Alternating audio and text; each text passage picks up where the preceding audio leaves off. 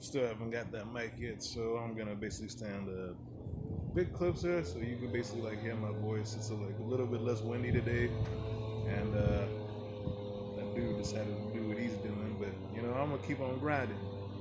So this time I'm gonna talk about the medieval sword knife called the messer.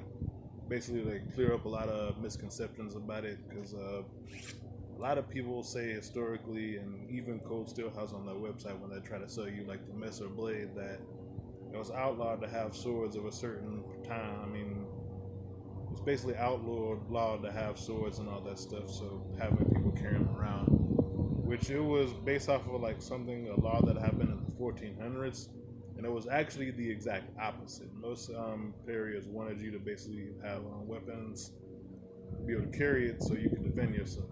Because at this time, the police are like actually like a moderately recent invention. So a couple centuries ago, like we actually had them start to like pop up, mostly throughout the medieval period and stuff, especially with the swords and whatnot.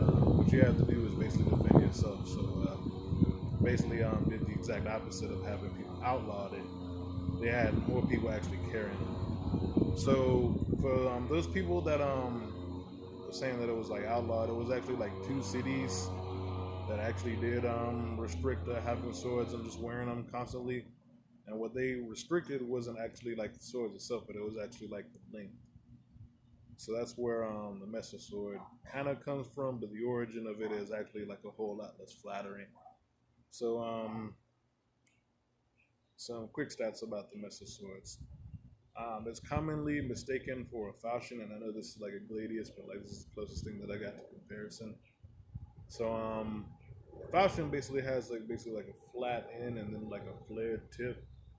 So it has kind of like a little bit less down here and a little bit more mass up there. And the falchion basically, I mean, wow. The messer basically has like a clip point, kind of like a clip point knife. I got that here. So just a lot bigger with like a really huge short sword, basically. So it also had like a special handguard that covers the hand on the right side, called the nagel, which basically means the nail, which I probably butchered the pronunciation of nagel, navel. And then it had like basically a naked see-through tang, like some knives. If you ever seen like a kitchen knife, you see like the metal tang going up through that, and then it has like scales basically on other sides. That's basically where the messer gets its whole namesake for the knife. So the difference between the grossmesser and the kriegsmesser is that the kriegsmesser is basically like kind of like a really long curved blade.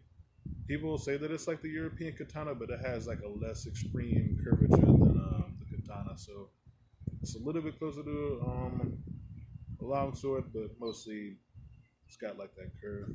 And the gross messers would probably be like a little bit around the size, maybe somewhat longer, some are shorter, and some of them have curved hilts, but most of them have pretty much a straight hilt with the scales on basically the other sides, like I was talking about earlier.